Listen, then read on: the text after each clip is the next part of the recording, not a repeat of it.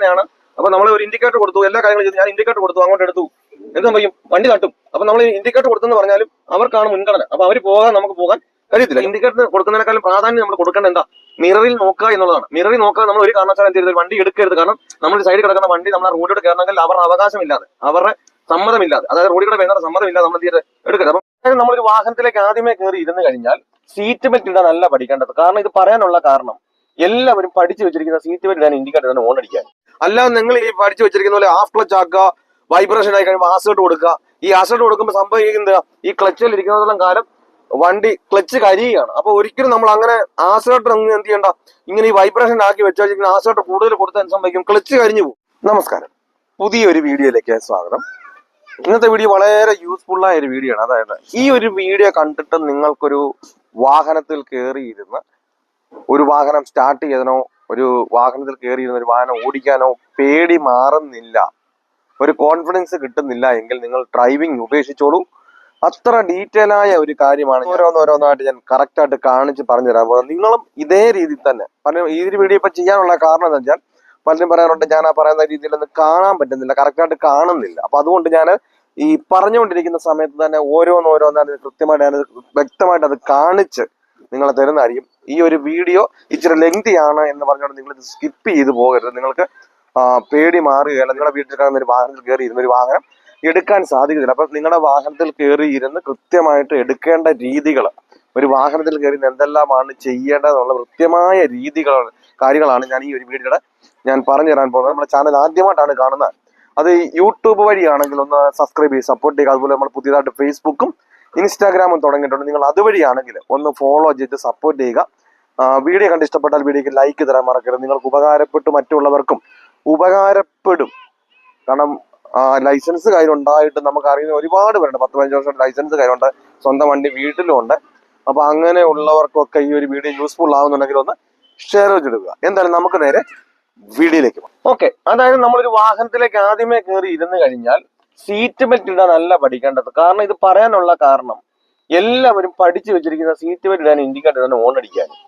ഒരു വാഹനത്തിൽ അതുകൊണ്ടാണ് നമ്മുടെ സ്വന്തം വാഹനം വീട്ടിൽ കിടന്നിട്ട് ആരോടും നമുക്ക് ചോദിക്കണ്ട, ആരുടെയും സമയം ചോദിക്കണ്ട. ആ വാഹനത്തിൽ കയറി ഇരുന്ന് എന്തെല്ലാമാണ് ചെയ്യേണ്ടതെന്ന് കൃത്യമായിട്ട് അറിയാത്തതുകൊണ്ടാണ് ഡ്രൈവിംഗ് സീറ്റ് കാണുമ്പോൾ തന്നെ പേടികൾ ഉണ്ടാകാനുള്ള കാരണം. നമുക്ക് സീറ്റ് ബെൽറ്റും ഇൻഡിക്കേറ്ററും ഫോണും വേണ്ടെന്നല്ല ഞാൻ പറയുന്നത്. നമ്മൾ അത് പഠിച്ചുകൊണ്ട് നമുക്കൊരു വണ്ടി എടുക്കാൻ കഴിയത്തില്ല. നമുക്കൊരു വാഹനം എടുക്കാനാണോ പഠിക്കേണ്ടത്, സീറ്റ് ബെൽറ്റ് ഇടാനാണോ? നമുക്കൊരു വാഹനത്തിൽ കയറി ഇരുന്നിട്ട് ഓൺ അടിക്കാനാണോ പഠിക്കേണ്ടത്, ഒരു വണ്ടി എടുക്കാനാണോ? അതുപോലെ തന്നെ നമുക്കൊരു ഇൻഡിക്കേറ്റർ ആണോ പഠിക്കേണ്ടത്, ഒരു വണ്ടി എടുക്കാനാണോ?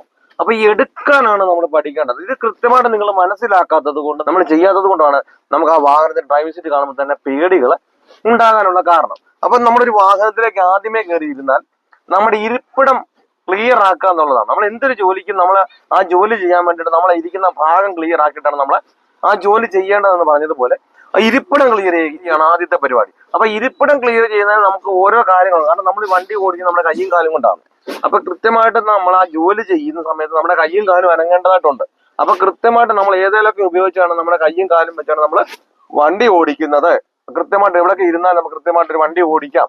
അപ്പൊ അതേ രീതിയിൽ തന്നെ നമ്മുടെ കയ്യും കാലും ഇരുന്നാൽ മാത്രമേ നമുക്ക് വണ്ടി ഓടിക്കുന്ന സമയത്ത് നമുക്ക് നിർത്തേണ്ടതുണ്ട്, തിരിക്കേണ്ടതുണ്ട്, എല്ലാം ഉണ്ട്, സ്പീഡ് കൂട്ടേണ്ടതുണ്ട്, ഗിയർ മാറണം. ഇപ്പൊ ഇതെല്ലാം നമ്മുടെ കയ്യും കാലും കൊണ്ടാണ് ചെയ്യേണ്ടത്.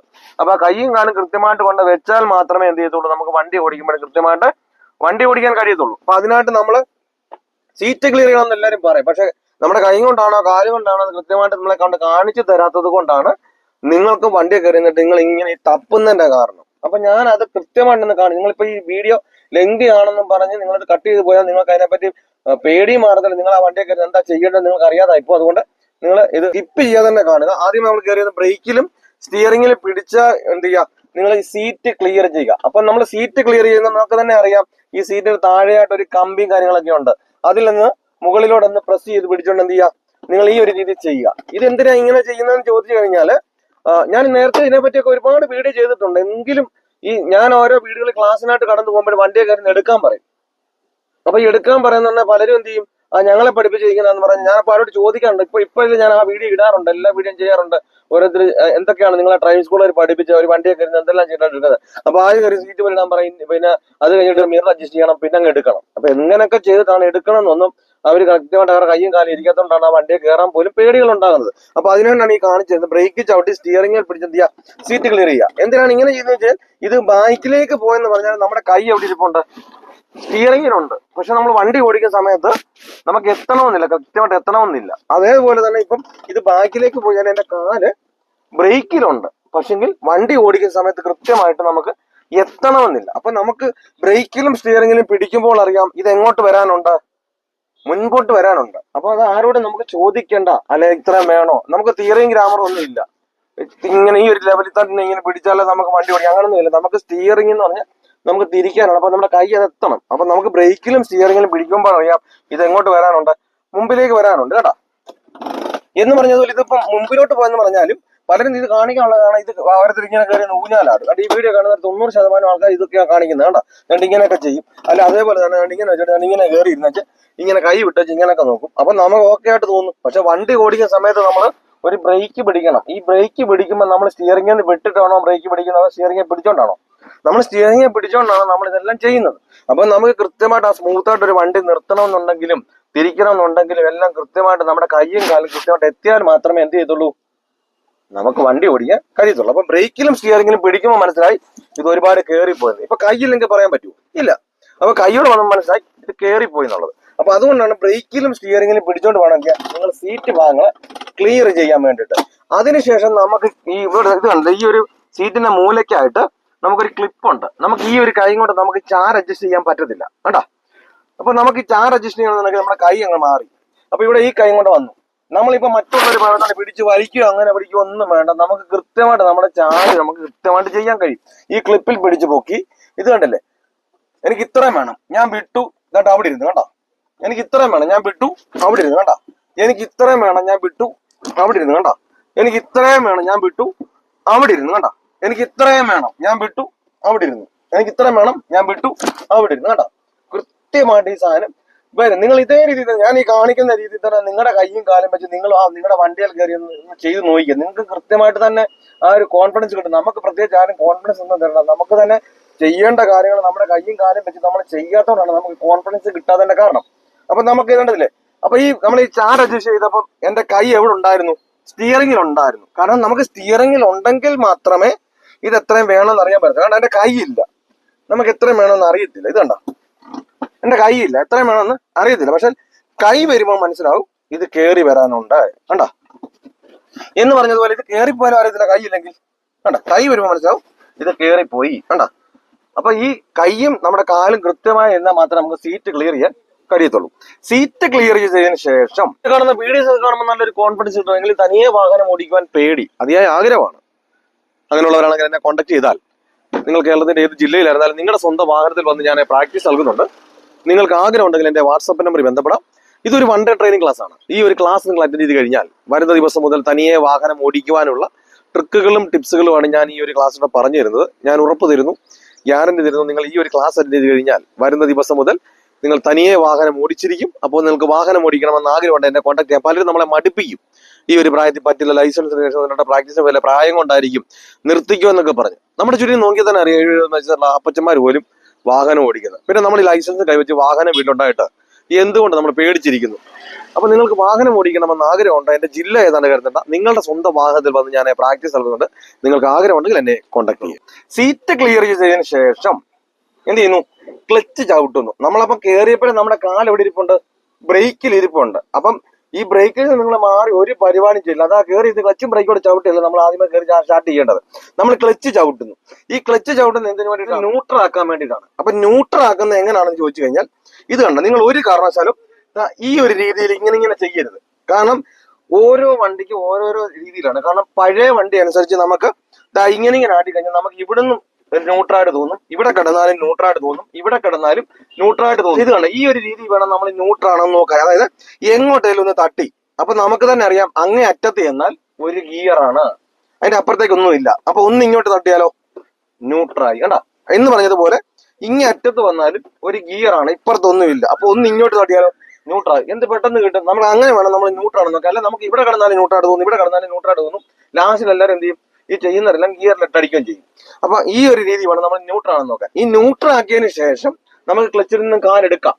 കാരണം നമ്മൾ ക്ലച്ച് ചവിട്ടിയാലും ന്യൂട്രാണ്, അതുപോലെ തന്നെ ന്യൂട്രൽ ആക്കിയാലും ന്യൂട്രാണ്. ചില വാഹനങ്ങൾ സ്റ്റാർട്ട് ചെയ്യാൻ വേണ്ടി മാത്രം മതി എന്ത് ക്ലച്ച്. ഈ 2016 ശേഷമുള്ള ചില വാഹനങ്ങൾ സ്റ്റാർട്ട് ചെയ്യാൻ വേണ്ടി മാത്രം മതി എന്ത് ക്ലച്ച്. ഇപ്പൊ നമ്മൾ ന്യൂട്രൽ ആക്കിയോണ്ട് നമുക്ക് ക്ലച്ചിന്റെ ആവശ്യമില്ല. ബ്രേക്കിൽ എന്റെ കാലിരിപ്പാണ്, ഞാൻ ക്ലച്ച് കാലെടുത്തു, ഇത് കണ്ടില്ലേ, നമ്മൾ താക്കോൽ ഓരോന്നോരോന്നായിട്ട് വേണം തിരിക്കാൻ. എന്തിനാണെന്ന് ചോദിച്ചാൽ ഓരോന്നോരോന്നായിട്ട് തിരിക്കുന്നത് എന്താണെന്ന് വെച്ചാൽ ഇതിപ്പോ ഇപ്പം ഈ ഒന്നാമത്തെ സ്റ്റിയറിംഗിന് ലോക്ക് അഴിക്കാൻ വേണ്ടിയിട്ട് ഇതാണ് സ്റ്റിയറിംഗ് ലോക്ക് ആയി. ഇപ്പൊ നമുക്ക് എങ്ങോട്ടാണോ പ്ലേ ഉള്ളത് അങ്ങോട്ട് പിടിക്കണം. ഇപ്പൊ ഇങ്ങോട്ട് പ്ലേ ഇല്ല, ഇപ്പൊ ഇങ്ങോട്ടാണ് ഒരു പ്ലേ ഉള്ളത്, കണ്ടാ ഇങ്ങോട്ട് പിടിച്ചുകൊണ്ട് എന്ത് ചെയ്തു, ഇത് ഈ ലോക്ക് അഴിക്കാൻ വേണ്ടി അഴിച്ചു, കണ്ടാ. അതിനുശേഷം വീണ്ടും രണ്ടാമത് ഒന്നുകൂടെ തിരിച്ചു. എന്ത് ചെയ്താൽ പറ്റൂ, മീറ്റർ കണക്ക് ലൈറ്റുകൾ വന്നതേ ഉള്ളൂ, അപ്പൊ നമുക്ക് സ്റ്റാർട്ട് ആയിട്ടില്ല. അപ്പം ഈ പഴയ വണ്ടിയൊക്കെ ആകുമ്പോൾ കുറച്ച് ലൈറ്റുകളാണ്, പുതിയ വണ്ടിയാകുമ്പോൾ കുറെ ലൈറ്റുകൾ കാണും മീറ്റർ കണക്ഷനകത്ത്. അപ്പൊ അതിൽ കുറച്ച് ലൈറ്റ് കെടും. അപ്പൊ നമുക്ക് സൈലന്റ് ആയിട്ടൊക്കെ ഇരിക്കുകയാണ്, വീട്ടിലൊക്കെ ഇരിക്കുകയാണെന്ന സമയത്ത് ഒരു എർത്ത് സൗണ്ടുകളൊക്കെ കേൾക്കാം. ആ സൗണ്ട് നിൽക്കുമ്പോ എന്ത് ചെയ്യുക, നിങ്ങൾ ഒന്നുകൂടെ തിരിക്കുക, കേട്ടോ, സ്റ്റാർട്ടാ. ഇത്രയേ ഉള്ളൂ. സ്റ്റാർട്ട് ചെയ്യുന്ന വരെ ചെയ്യാനുള്ള കാര്യങ്ങൾ. ഇപ്പൊ ഈ ഒരു വീഡിയോ കാണുന്ന ഒരു 75-80% ആൾക്കാർക്കും ഒരു വാഹനം സ്റ്റാർട്ട് ചെയ്യാൻ പോലും കൃത്യമായിട്ട് അറിയില്ല, പേടിയാണ്.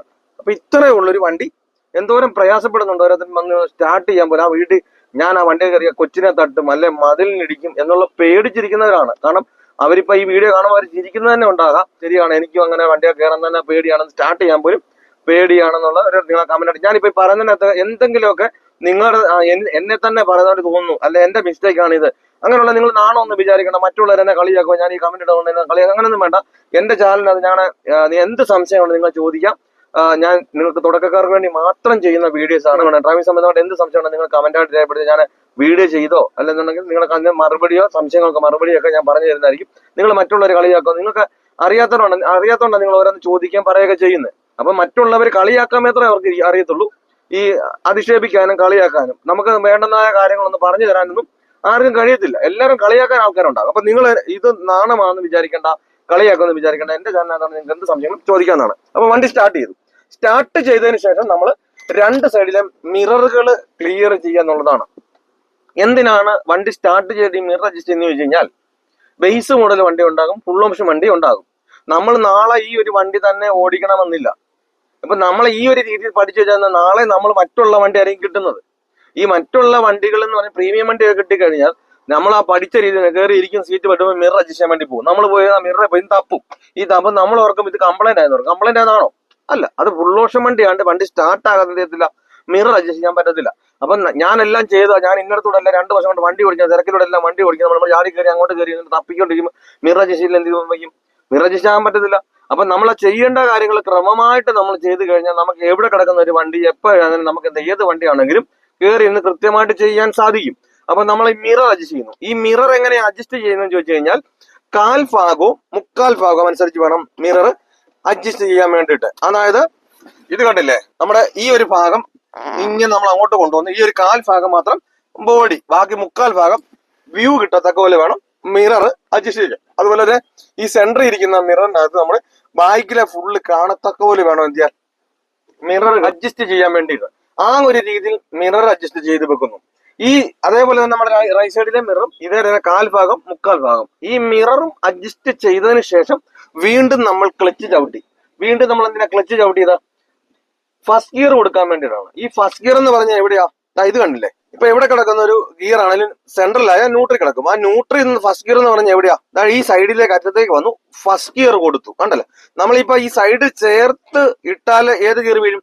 ഫസ്റ്റ് ഗിയർ വീഴും. അതേസമയത്ത് നമ്മളെ സൈഡ് ചേരാതിട്ടാലോ 3rd ഗിയർ വീഴും. അപ്പൊ നമ്മൾ ഒരു കാരണവശാലും നമ്മളൊരു വണ്ടി നിൽക്കുന്ന ഒരു വണ്ടി എടുക്കുമ്പോൾ ഏത് ഗിയർ തന്നെ എടുക്കണം? ഫസ്റ്റ് ഗിയർ തന്നെ എടുക്കണം. അപ്പൊ ഫസ്റ്റ് ഗിയർ കൃത്യമാണോ അല്ലയോ നമ്മൾ നോക്കിയിട്ട് എന്ത് ചെയ്യാവും, വണ്ടി എടുക്കാം. കാരണം പലരും ഒരു വണ്ടി മൂവ് ആയി കഴിയുമ്പോൾ നമുക്ക് ഓടിക്കൊണ്ടിരിക്കുന്ന വണ്ടിയുടെ ഗിയർ എപ്പോഴും ഫസ്റ്റ് തന്നെ ആണോന്നില്ല.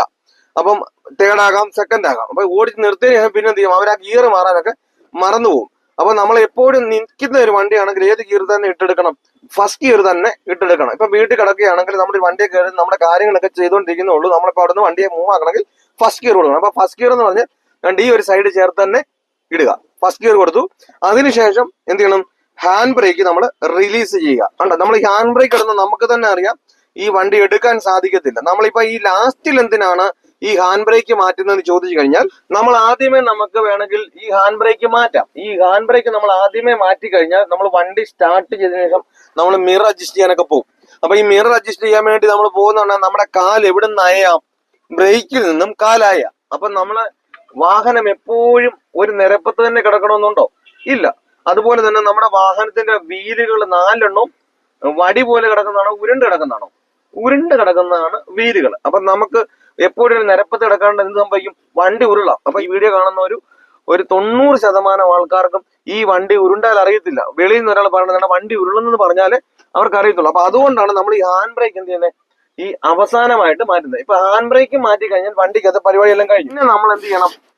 മിററിൽ നോക്കി വണ്ടി ഇല്ലാന്ന് ഉറപ്പ് വരുത്തണം. കാരണം ബാക്കിൽ നിന്ന് വരുന്ന ഒരു വണ്ടിക്കാണ് ഏറ്റവും കൂടുതൽ പ്രാധാന്യം. കാരണം നമുക്ക് റോഡിന്റെ ഏത് സൈഡിൽ കൂടെ ആണ് വണ്ടി ഓടിക്കാൻ ലൈസൻസ് വന്നിരിക്കുന്നത്?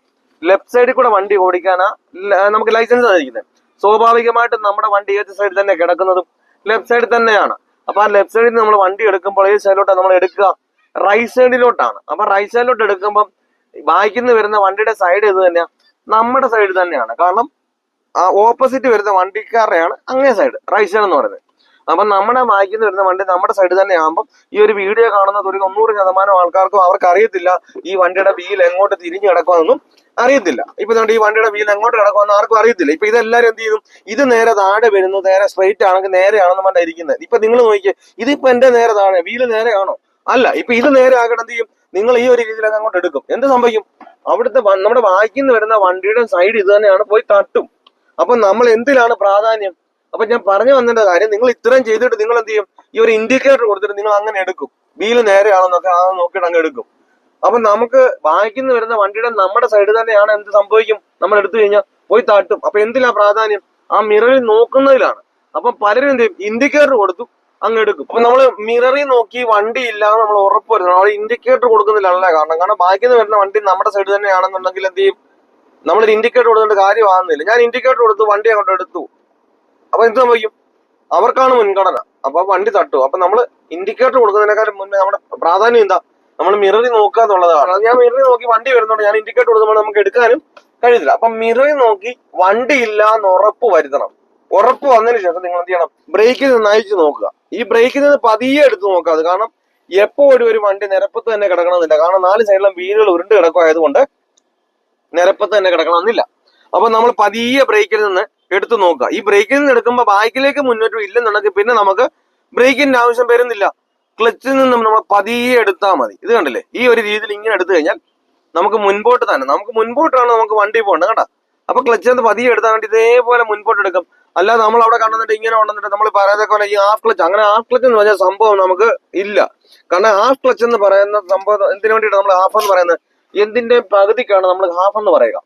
അപ്പം ഈ പുതിയ വണ്ടിയും പഴയ വണ്ടിയും തമ്മിൽ ഒരുപാട് വ്യത്യാസങ്ങൾ വരുന്നുണ്ട്. അതായത് പുതിയ വണ്ടി ആകുമ്പോൾ ഒരു 25-30 നമ്മുടെ വണ്ടി മൂവ് ആകുന്നുണ്ട്. അതുപോലെ ഇടത്തൊരു വാഹനങ്ങളൊക്കെ ആകുമ്പോൾ ഒരു 40-45 ആകുമ്പോഴേ മൂവ് ആകത്തുള്ളൂ. അതേപോലെ തന്നെ പഴയ വാഹനങ്ങളൊക്കെ ആകുമ്പോൾ ഒരു 60-65 ആകാതെ എന്ത് ചെയ്യില്ല, ക്ലച്ചിൽ അത്രയും നമ്മൾ മുകളിലോട്ട് എടുക്കാതെ എന്ത് ചെയ്തില്ല, വണ്ടി മൂവ് ആകുന്നില്ല. പിന്നെ നമ്മുടെ എന്ത് ഹാഫ് എന്ത് ചെയ്യും? ഹാഫ് എന്നല്ല പറയേണ്ടത്, നമ്മൾ ബൈറ്റിംഗ് പോയിന്റ് എന്ന് വേണം പറയാം. കാരണം എന്തിന്റെ സ്റ്റാർട്ടിങ്ങിന്റെ പോയിന്റിലാണ് ബൈറ്റിംഗ് പോയിന്റ് എന്ന് പറയുന്നത്. അപ്പൊ ഇതിൽ നിന്ന് മാറി വണ്ടി മുന്നോട്ട് പോയിക്കൊണ്ടില്ലെങ്കിൽ നമുക്ക് ഈ ഒരു രീതി എടുക്കാം. അതേപോലെ തന്നെ നമ്മളിങ്ങനെ ബ്രേക്കിൽ നിന്ന് എടുക്കുന്ന സമയത്ത് ബാക്കിലേക്ക് പോവുകയാണെങ്കിൽ നിങ്ങൾ എന്ത് ചെയ്യണം? പിന്നെ നിങ്ങൾ ബ്രേക്കിൽ നിന്ന് എടുക്കാതെ ആ ബ്രേക്ക് വെച്ചോണ്ട് ആ ബൈറ്റിംഗ് പോയിന്റ് ആക്കുക. ബൈറ്റിംഗ് പോയിന്റ് ആയതിനു ശേഷം പിന്നെ വണ്ടി മുൻപോട്ടും ഇല്ല ബാക്കിലേക്കും ഇല്ല. നിങ്ങൾ ആ ബ്രേക്കിൽ നിന്ന് മാറ്റിയിട്ട് എന്ത് ചെയ്യണം? ആ സമയത്ത് ഒരു വിറയിൽ നിൽക്കുകയാണെങ്കിൽ നിങ്ങൾ ക്ലച്ചിൽ നിന്ന് താഴോട്ടും മുകളിലോട്ടും പോകരുത്. ആ വിറയിൽ മാത്രം ഒന്ന് മാറ്റി കൊടുത്താൽ മതി. ആ വിറയിൽ മാത്രം ആശ്രയിട്ട് താങ്ങി കൊടുക്കുക. കണ്ടോ? അപ്പൊ നമുക്ക് ക്ലച്ചിൽ നിന്ന് മെല്ലെ എടുത്തു കഴിഞ്ഞാൽ ഇതേപോലെ മുൻപോട്ട് എടുക്കാം. അല്ലാതെ നിങ്ങൾ ഇങ്ങനെ കൊണ്ടുവന്നിട്ട് നിങ്ങൾ ഈ പഠിച്ചു വെച്ചിരിക്കുന്ന പോലെ ഹാഫ് ക്ലച്ച് ആക്കുക, വൈബ്രേഷൻ ആയി കഴിയുമ്പോൾ ആസേർട്ട് കൊടുക്കുക. ഈ ആസേർട്ട് കൊടുക്കുമ്പോൾ സംഭവിക്കുന്നത് ഈ ക്ലച്ചിൽ ഇരിക്കുന്നതെല്ലാം കാലം വണ്ടി ക്ലച്ച് കരിയുകയാണ്. അപ്പൊ ഒരിക്കലും നമ്മൾ അങ്ങനെ ആസേർട്ട് എന്ത് ചെയ്യണ്ട, ഇങ്ങനെ ഈ വൈബ്രേഷൻ ആക്കി വെച്ചാൽ ആസേർട്ട് കൂടുതൽ കൊടുത്താൽ സംഭവിക്കും, ക്ലച്ച് കരിഞ്ഞു പോകും. അപ്പൊ നിങ്ങൾ ഈ ഒരു രീതിയിൽ ഇങ്ങനെ ചെയ്ത് നമുക്ക് കൃത്യമായിട്ട് എന്ത് ചെയ്യാം, ഒരു വാഹനം എടുക്കാം. അപ്പൊ നമ്മൾ ഈ ആസേർട്ട് എന്ന് പറഞ്ഞാൽ എന്തിനു വേണ്ടിയിട്ടാണ്? സ്പീഡ് കൂട്ടാൻ വേണ്ടിയിട്ടാണ്. അപ്പൊ നമ്മളൊരു വണ്ടി ഇപ്പൊ എടുക്കുകയാണോ സ്പീഡ് കൂട്ടുവാണോ? എടുക്കുകയാണ്. അപ്പൊ വീഴാതിരിക്കാൻ. അപ്പൊ നമ്മളൊരു അപ്പച്ചന്റെ തോളയിലോട്ട് അല്ലെങ്കിൽ തലയിലോട്ട് എന്തെങ്കിലും വെച്ച് കൊടുത്തു കഴിഞ്ഞാൽ അപ്പച്ചനെ കൂടെ എടുക്കേണ്ട കാര്യമില്ല. പിന്നെ അപ്പച്ചൻ നേരെ വെക്കണ്ടല്ലോ. അപ്പൊ നമ്മൾ അപ്പച്ചൻ വീഴാതെ ഒന്ന് പിടിച്ചാൽ മതി. അപ്പച്ചനെ താങ്ങി ഒന്ന് പിടിക്കത്തക്ക പോലെ നമ്മൾ ആക്സിലേറ്റർ ഒന്ന് താങ്ങി ഒന്ന് വെച്ചാൽ മതി. കൂടുതലായിട്ട് നമ്മൾ കൊടുക്കണ്ട. ക്ലച്ച് ഒന്ന് മെല്ലെ എടുക്കുക. ഞാൻ ഈ പറഞ്ഞ കാര്യങ്ങൾക്ക് മനസ്സിലായെന്ന് വിചാരിക്കുന്നു. അപ്പൊ ക്ലച്ച് ഒന്ന് മെല്ലെ എടുത്തു കഴിഞ്ഞാൽ വണ്ടി ഓഫ് ആകാതെ തന്നെ കൃത്യമായിട്ട് എന്ത് ചെയ്യാം, ഇതേപോലെ നമുക്ക് എടുക്കാൻ സാധിക്കും. ഞാൻ ഈ പറഞ്ഞ കാര്യങ്ങളെല്ലാം നിങ്ങൾക്ക് വ്യക്തമായി മനസ്സിലായെന്ന് വിചാരിക്കുന്നു. എന്തെങ്കിലും സംശയങ്ങളോ കാര്യങ്ങളോ ഉണ്ട്, അല്ലെ ഇന്ന ഒരു വീഡിയോ ചെയ്യാമെന്ന് കമന്റ് ബോക്സിൽ വന്ന് ഞാൻ ചെയ്യുന്നതായിരിക്കും. ഞാൻ നിങ്ങൾക്ക് തുടക്കക്കാർക്ക് വേണ്ടി മാത്രം ചെയ്യുന്ന വീഡിയോ. നിങ്ങൾക്ക് എന്ത് സംശയങ്ങളുണ്ടെങ്കിലും കമന്റായിട്ട് വന്ന് ചോദിക്കാം. നിങ്ങൾ നാണം ഒന്നും വിചാരിക്കേണ്ട. ഞാൻ ഈ പറഞ്ഞതുപോലെ നമുക്കറിയാത്തത് കൊണ്ടാണ് നിങ്ങൾ ചോദിക്കുന്നത്. നമ്മൾ ഒരുപാട് പേരോട് ചോദിച്ചു, നമ്മളെ കളിയാക്കുന്നല്ലാതെ അവർക്ക് പറഞ്ഞു തരാൻ അറിയത്തില്ല. അപ്പൊ എന്റെ ചാനലിൽ നിങ്ങൾ നാണം ഒന്നും വിചാരിക്കേണ്ട, എന്നെ കളിയാക്കൊന്നും ചോദിക്കേണ്ട. എന്ത് ഡ്രൈവിംഗ് സംബന്ധമായിട്ട് എന്ത് സംശയം നിങ്ങൾക്ക് ചോദിക്കാന്നാണ്. നിങ്ങൾക്ക് എന്തോരം യൂസ്ഫുൾ ആയി എന്നുള്ളതും അതേപോലെ തന്നെ നിങ്ങൾക്ക് യൂസ്ഫുൾ ആയിട്ടുണ്ടെങ്കിൽ നിങ്ങൾ മറക്കാതെ വണ്ണം മറ്റുള്ളവരിലേക്ക് ഒന്ന് ഷെയർ വെച്ചെടുത്ത് സപ്പോർട്ട് ചെയ്യുക. വീഡിയോ കണ്ട് ഇഷ്ടപ്പെട്ട വീഡിയോക്ക് ലൈക്ക് തരാൻ മറക്കരുത്. നല്ലൊരു ടോപ്പിക്കുമായി അടുത്ത വീഡിയോയിൽ കാണും വരെ ഗുഡ് ബൈ.